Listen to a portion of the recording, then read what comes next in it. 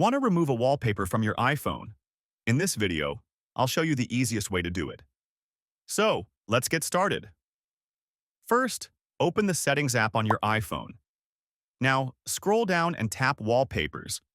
You'll see all the wallpapers you've ever created. But here's the thing. Apple doesn't let you delete wallpapers from this screen. You can't swipe, press, or hold to remove them. Instead, you need to delete them from the lock screen. Go to your home screen, then swipe down from the top left to view your lock screen.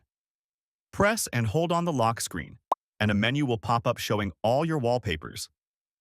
Swipe to the wallpaper you want to delete.